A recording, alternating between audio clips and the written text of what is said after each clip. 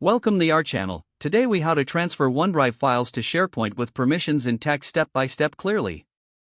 To transfer OneDrive files to SharePoint with permissions intact, begin by signing into your OneDrive account.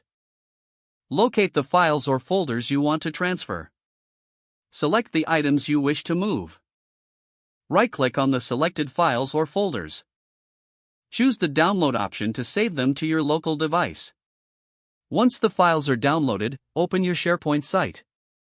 Navigate to the document library where you want to upload the files. Click on the Upload button in the toolbar. Select files or folder based on your preference. Browse through your device and choose the downloaded files or folders. Begin the upload process and wait for it to complete. Next, access the SharePoint library's settings. Select the Permissions option from the Settings menu.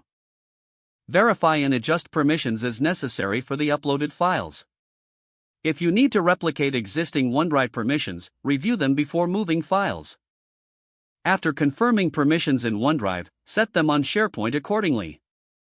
Check if the permissions are correctly applied by reviewing the details of the uploaded files. Finally, notify your team about the new file location and permissions. Your OneDrive files are now successfully transferred to SharePoint with the permissions intact.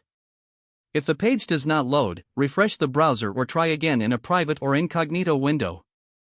Make sure you are using the correct email address, then retype it carefully to avoid small typos. If your password is not accepted, use the reset option and create a new strong password you can remember. Check your spam folder for verification or security emails, then complete any requested confirmation steps. Enable two-factor authentication if available to improve account security and reduce unauthorized access risk. After signing in, review your profile details so your contact information and settings are accurate and current. If you see an error message, note it down and try again after restarting your device and internet connection.